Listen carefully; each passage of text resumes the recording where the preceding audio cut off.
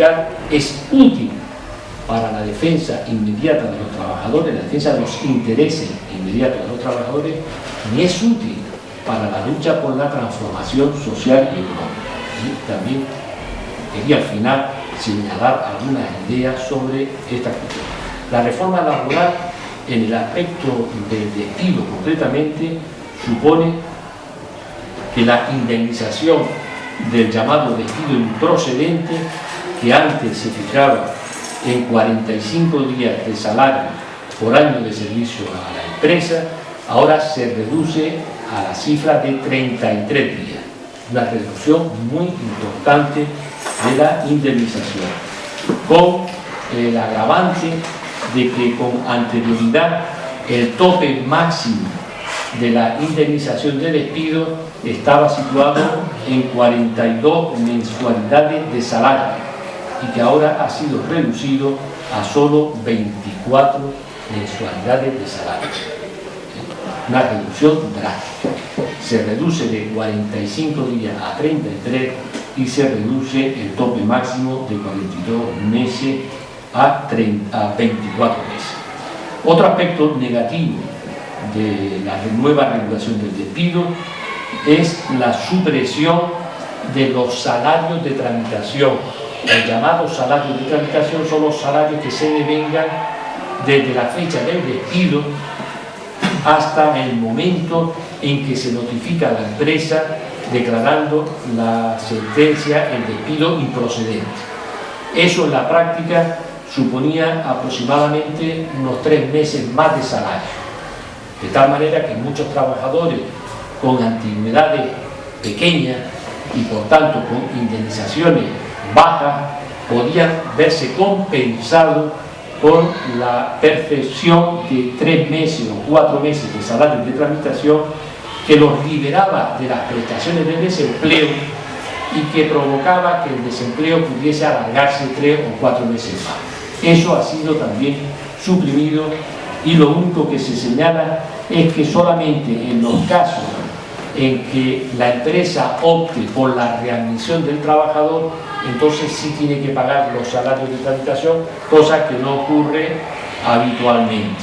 O cuando sea el trabajador el que, teniendo el derecho de optar entre la readmisión o la indemnización, si opta por la readmisión, tiene que pagarle los salarios de tramitación. La ley prevé una norma transitoria para aquellos trabajadores que tienen antigüedades acreditadas antes del 12 de febrero de este año. En esos casos se respeta la norma anterior, pero para todas las antigüedades y contratos posteriores al 12 de febrero, las indemnizaciones son de 33 días con el tope de 24 que antes hemos señalado. Otro aspecto de la regulación del despido afecta al FOGASA. Por ahora no han tocado excesivamente al FOGASA. Sabéis vosotros que el FOGASA es una institución que está encargada de hacer frente a los casos de insolvencia patronal en el pago de salarios adeudados y de indemnizaciones no pagadas. El cambio que se ha producido con la reforma laboral es que antes en las empresas de menos de 25 trabajadores el fondo financiaba el 40% de la indemnización y los trabajadores lo podían pedir inmediatamente para obtener esa parte de su indemnización, y se ha cambiado porque es la empresa la que ahora lo puede pedir. Es decir, un cambio absolutamente que explica la naturaleza clasista del legislador, de quien tiene el poder legislativo, cómo se decanta en favor del más fuerte y cómo apalea y deprecia y humilla a la parte más débil. Otro cambio fundamental que está provocando en la actualidad muchísimos despidos, porque en este último trimestre, de enero a finales de marzo, si no recuerdo mal, las cifras de desempleo han aumentado en más de 300.000 trabajadores, de los cuales una parte son consecuencias ya de la reforma del PSOE del año pasado, pero también a partir del 12 de febrero de la reforma laboral que ha hecho el gobierno del PP. Más de 300.000 trabajadores se han incorporado a esa lista trágica de hombres y mujeres que quieren y no pueden trabajar. Bien, pues en las causas de extinción del contrato, en los llamados despidos objetivos económicos, se ha cambiado la legislación facilitando el despido de los trabajadores. Ahora actualmente se dice que para que una empresa pueda despedir con 20 días de indemnización por año de servicio trabajado en la empresa, se dice en la nueva legislación que tiene que aportar en el juzgado los resultados que desprendan una situación económica negativa en casos tales como la existencia de pérdidas actuales o previstas o la disminución persistente de su nivel de ingreso o de venta. Es decir, ya no basta con que la situación económica de la empresa sea negativa, sino con que se prevea que en el futuro va a ser negativa, algo que va en contra del elemental principio de seguridad jurídica. ¿Cómo se puede sancionar lo que todavía no ha ocurrido? Es decir, basta con que haya una previsión de resultados negativos, una previsión que la empresa realizará como le venga en gana, a través de sus asesores económicos. Basta con alegar en el juicio la posibilidad de unas pérdidas futuras, que no son reales sino futuras, para que el juez tenga que dictar una sentencia y en lugar de abonarse 45 días, ni siquiera 33, ahora se establezca solamente una indemnización de 20 días de salario por año con un año máximo de indemnización, porque también está topada. Ya no son los 42 meses de antes, no son tampoco los 24 del despido procedente, sino que se reduce a los 12 meses. Incluso llega a decir la nueva ley de reforma laboral que se entiende que hay una disminución de ingreso o venta si se produce esta circunstancia durante 3 trimestres consecutivos. 3 trimestres, 9 meses. Si una empresa acredita en el juzgado que en los últimos 9 meses han descendido sus ventas, sabiendo nosotros que ellos manipulan y maquillan sus datos contables y que al trabajador le resulta extraordinariamente difícil en un acto de juicio poder demostrar lo contrario, porque para poder demostrar lo contrario hay que llevar a un perito, un especialista en economía, y eso cuesta dinero, Las empresas no tienen ningún problema en presentar una contabilidad retocada, cuando no falseada, llevar a un perito económico, un perito mercantil, un especialista en economía, y el trabajador, ¿en qué situación se encuentra para defender sus intereses? En una situación de total desprotección, de total indefensión. No puede llevar a un perito porque no tiene dinero. ¿Qué es lo que podemos hacer en sede judicial? Muy poco. Se lo han puesto en bandeja. Basta alegar, insisto, previsiones futuras negativas para poder poner de patitas en la calle a un trabajador con una indemnización de solo 20 días de salario por año de servicio en la empresa. Además, este despido económico barato y fácil se va a aplicar, y lo están aplicando ya, en el ámbito de las administraciones públicas, que van a poder despedir al personal laboral por las mismas causas que una empresa privada despide a sus propios trabajadores. Y en este caso concretamente se dice en la reforma laboral, en la nueva legislación, que se entiende que existe causa económica para las administraciones públicas.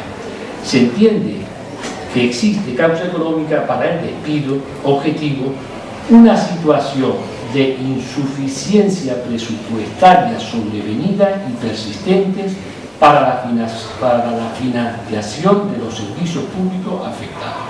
Y luego añade, la persistencia se acreditará si permanece durante 3 trimestres consecutivos. Es decir, que basta con que el órgano de gobierno de una entidad pública elabore unos presupuestos y suprima una partida presupuestaria que financiaba una actividad y los salarios de unos trabajadores para que esos trabajadores sean despedidos.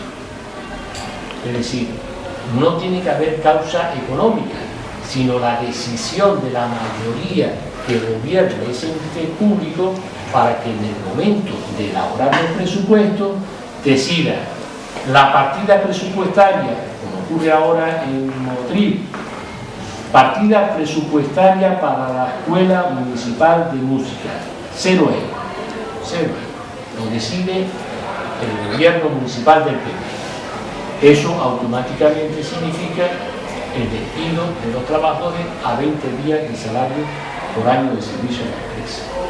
El ayuntamiento puede ir bien, mal o regular. Eso no tiene ninguna trascendencia. Lo único que tienen que hacer es retirar la partida presupuestaria y poner de patitas en la calle a los trabajadores.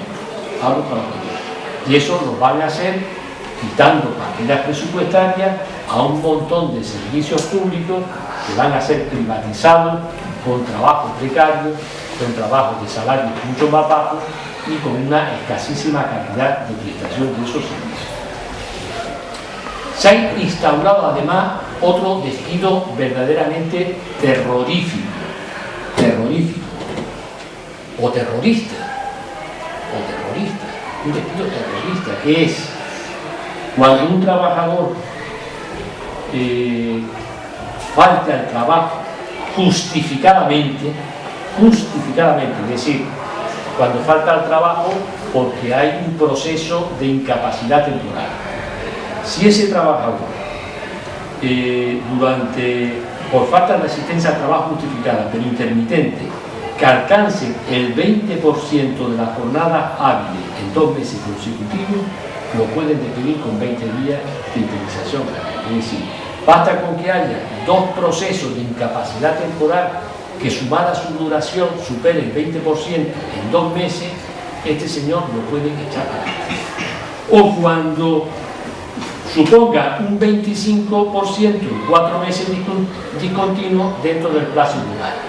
Antes, esta posibilidad existía si la empresa demostraba en el juzgado que había un asentismo en la plantilla de al menos un 2,5% de falta de asistencia justificada por parte de los trabajadores, con lo cual en los actos judiciales era muy difícil para la empresa demostrar documentalmente esas cifras de asentismo. Y como era muy difícil, este sistema de despido no era utilizado habitualmente. Pero ahora han quitado el tope del asentismo de la plantilla y dejan libremente a las empresas para controlar las enfermedades de los trabajadores y echarlos a la calle si caen enfermos.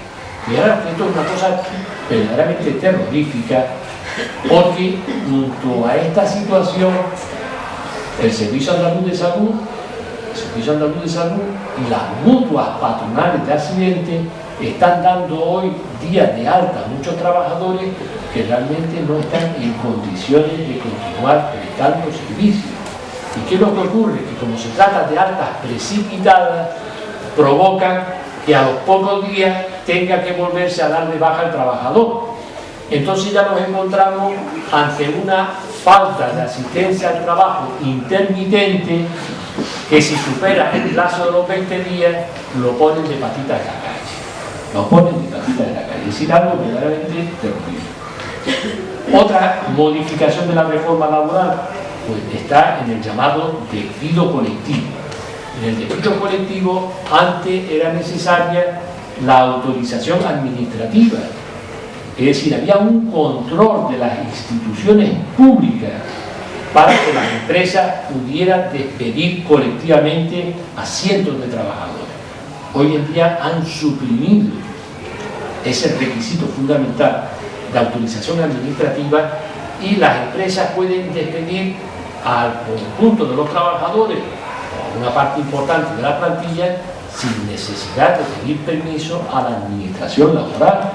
Ellos abren las negociaciones con los representantes de los trabajadores, a los 30 días concluyen las negociaciones sin acuerdo, o a los 15 días en empresas que tengan menos de 50 trabajadores, y una vez que concluye el proceso de una negociación formal en donde se sientan 6 trabajadores y se sientan 4 mandados del Consejo de Administración, se acaba la negociación sin acuerdo y la empresa ya no tiene que ir a la Delegación de Trabajo ni al Ministerio de Trabajo a pedir permiso, sino que comunica el despido colectivo a los representantes de los trabajadores y también a cada trabajador en particular. Y se van con sus 20 días de salario por año de antigüedad, con la única posibilidad de acudir a los juzgados a reclamar contra ese despido colectivo. Y nos volvemos a encontrar con la misma situación práctica de que ellos van armados con toda clase de pruebas contables, trastocadas, porque son ellos las que elaboran la contabilidad. Las contabilidades de una empresa se elaboran sin la participación de los trabajadores y sin la intervención de terceras personas. Son datos que tienen y controlan ellos, los defienden ellos a través de sus peritos que pagan muy bien y van a juicio con los papeles, con el perito, y el trabajador en una situación de absoluta indefensión se ve perdido, delictivo. Si hubiera una justicia popular, si hubiera un Estado que controlara las clases populares, la inmensa mayoría de los ciudadanos, esto estaría en el Código Penal. Esto estaría en el Código Penal. Y sin embargo está en el Boletín Oficial del Estado y los jueces tienen que cumplir con ese papel miserable de aplicar leyes profundamente injustas, reducir unilateralmente el salario del trabajador con la amenaza de incorporarse a los 5,5 millones de trabajadores en paro y con la amenaza de que esto es lo que hay. Si no cogen los 800 euros, los 20 días y a la puñetera calle. Modificación sustancial de condiciones de trabajo. Y ya por último, y haciendo un resumen, otra cuestión verdaderamente canallesca, de Código Penal. La negociación colectiva es un derecho constitucional, que está incorporado en nuestra Constitución. Nuestra Constitución no nos la regaló nadie. Es verdad que tiene muchas lagunas, muchas insuficiencias, pero no es menos cierto que la Constitución incorpora derechos democráticos fundamentales que fueron conseguidos en una lucha heroica desde la Guerra Civil hasta el año 1978. En ese largo periodo histórico, el movimiento obrero perdió a muchos de sus efectivos, porque fueron muchos los que murieron en la Guerra Civil, y no pocos los que sufrieron cárceles, persecuciones, tuvieron que huir de este país, obreros encarcelados, sindicatos clandestinos porque estaban prohibidos. Toda esa lucha inmensa del movimiento obrero se tradujo en unos derechos democráticos como era, por ejemplo, el derecho a la negociación colectiva, el poder negociar con la empresa no de tú a tú, no del obrero individual frente al patrono poderoso, sino del conjunto de los trabajadores del patrono. Ese derecho a la negociación colectiva se lo van a cargar, porque ahora, en la nueva legislación, cuando un convenio colectivo termina su vigencia y la empresa lo denuncia para que se vuelva a negociar otro convenio, hay un plazo para la negociación, y si al terminar esa negociación no se firma ningún convenio nuevo, el trabajador se queda sin convenio y pasa a recibir el salario mínimo. Manda carajo, el salario mínimo. Es un trabajador que tiene 1.200, 1.500 euros de sueldo en un convenio colectivo. El convenio colectivo termina este año, la empresa lo denuncia. Hay un plazo de 2 años, termina el plazo de los 2 años y no hay convenio colectivo. Si esa empresa no tiene ningún convenio de sector, como pueden ocurrir, ese trabajador pasa a tener los derechos mínimos del salario mínimo, de un mes de vacaciones que está establecido en el Estatuto de los Trabajadores y de 4 cosas más, y se acabó. Eso es lo que hay. Que usted tiene que firmar un convenio en 2 años, y si no lo firma se queda sin convenio colectivo. Es decir, eso que decimos de que el capitalismo es la dictadura del capital, si vemos esto, estamos viendo que esto es una dictadura. Cuando un obrero entra por la puerta de la fábrica, se acabaron los derechos democráticos. Se acabaron los derechos democráticos. Hasta la puerta puede hablar, puede manifestarse, puede expresar su pensamiento, todo con mucha reserva, tiene una serie de derechos democráticos. En el momento que el trabajador cruza la puerta de la fábrica, pasa a tener el estatus de explotado claro y terminante, de una persona que ha perdido todos sus derechos y que está bajo el mando implacable del dueño de la fábrica. Eso es la dictadura del capital. Esa es la dictadura del capital. Y esa es la que tenemos, y es la que tenemos que acabar. Y para eso los sindicatos constituyen, y esta es la última parte que yo quiero aclarar, los sindicatos constituyen un instrumento fundamental para contribuir a la resistencia y a la lucha por la transformación social y económica y política. Pero no basta cualquier sindicato. Yo quisiera señalar algunos datos fundamentales que creo que deben de definir a los sindicatos si queremos que realmente los sindicatos puedan contribuir a la resistencia y a la transformación social. En primer lugar, los sindicatos no pueden limitarse a la defensa de los intereses inmediatos de los trabajadores. Reducir el papel de un sindicato a solo defender los intereses inmediatos de los trabajadores es una pérdida de tiempo, porque eso consolida el sistema capitalista. Consolida el sistema capitalista. No basta con la defensa de los intereses inmediatos. Es necesario que los sindicatos planteen públicamente y a través de sus direcciones nacionales y provinciales, tienen que salir a la palestra todos los días planteando de que hay que acabar con el capitalismo, cosa que no escuchamos y que nos gustaría mucho escuchar, que de los grandes dirigentes sindicales de este país se hablara de que es necesario acabar con el capitalismo, que es necesario crear un nuevo modelo económico que permita que los jóvenes tengan trabajo y tengan vivienda, que haya enseñanza gratuita y de calidad, que se acabe la política belicista, que se planifique la economía para satisfacer las necesidades de todos los ciudadanos. Los sindicatos tienen que ser portavoces de la lucha política por el cambio y la transformación social. No pueden reducir su papel a la defensa de los intereses inmediatos. Otro aspecto fundamental de los sindicatos que se está olvidando desgraciadamente es la labor formativa. Los sindicatos tienen que convertir a los afiliados en militantes. Una cosa es ser afiliado y tener el carnet, otra cosa es ser militante del movimiento obrero. Pasar de afiliado a militante significa pasar de instinto de clase a conciencia de clase. Esa es la transformación que tienen que hacer los sindicatos en la clase obrera. La inmensa mayoría de los trabajadores tienen instinto de clase, porque eso forma parte de los sentimientos de cualquier ser humano.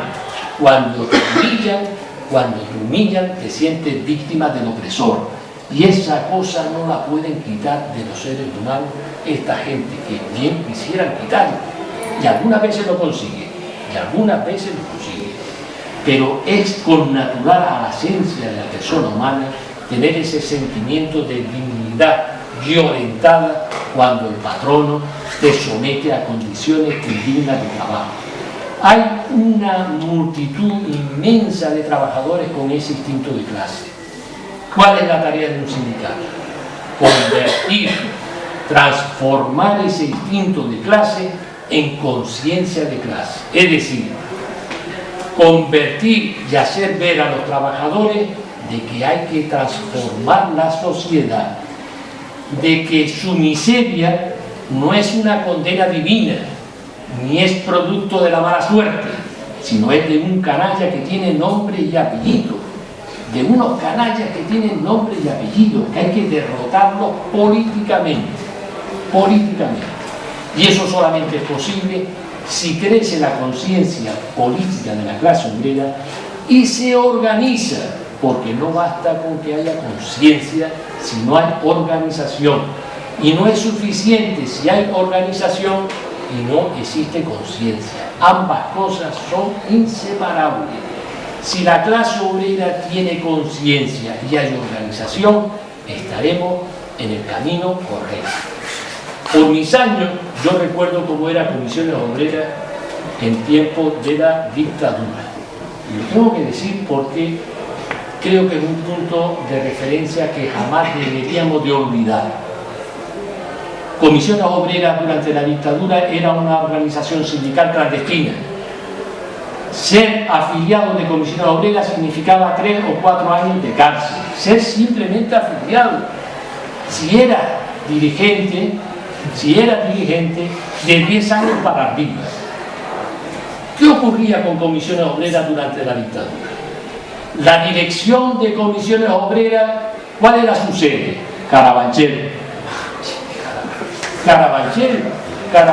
era allí estaba la dirección de Comisiones Obreras, en Carabanchel. ¿Qué subvenciones tenía el sindicato de Comisiones Obreras? Ninguna, no había ninguna subvención, no había un duro, ni una peseta. Y qué fuerza y qué prestigio tenía Comisiones Obreras frente a la patronal en la dictadura. Qué gran prestigio. Yo recuerdo porque lo he vivido personalmente, cómo la patronal temblaba ante Comisiones Obreras. Le tenía un grandísimo respeto, por no decir temor. Y eran hombres y mujeres que sabían que el Código Penal estaba encima de ellos, que sus dirigentes estaban en la cárcel, y sin embargo fueron capaces de crear un movimiento obrero en este país con una conciencia de clase, con unas movilizaciones, con unas luchas de convenios colectivos que se transformaban en unas luchas sociales, en esa capacidad que tenían de convertir el conflicto individual en conflicto colectivo, que es un aspecto fundamental de un sindicato. Ser capaces de que el despido individual suponga como el despido de toda la plantilla a través del mecanismo de la solidaridad. ¿Cuántas veces hemos visto nosotros el tiempo de la dictadura? Yo recuerdo una trabajadora que despidieron de una fábrica de caña de pescar en Maracena, una muchacha en una fábrica que tenía 120 trabajadores, era un despido puntual, ocasional, de un solo trabajador.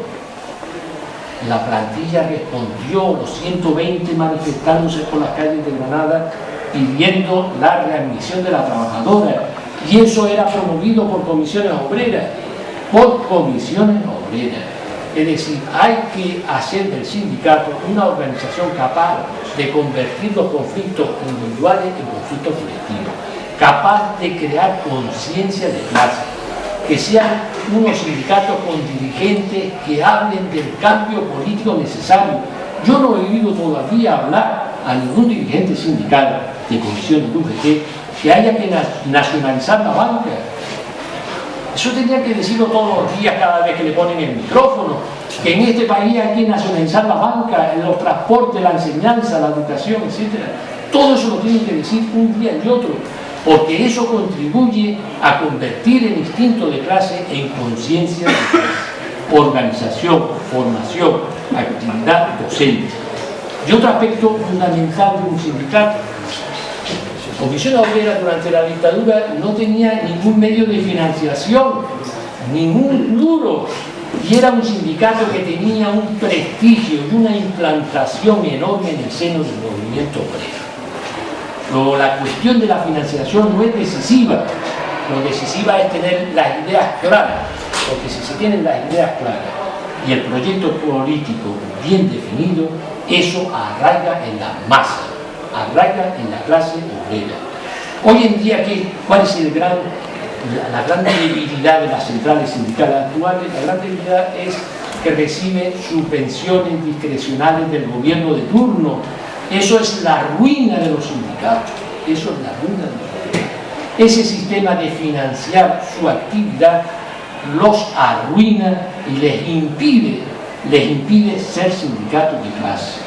Hay que huir de esa financiación, porque quien da la subvención la da siempre con condiciones.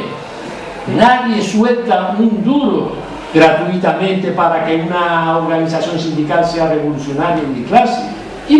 ¿Qué patrono, qué aparato del Estado controlado por los patronos le va a dar a un sindicato para que sea un sindicato revolucionario? Le dará dinero para que sea un sindicato socialdemócrata, un sindicato que sí, que proteste y que tal, pero que no mueva ni ponga en peligro el sistema.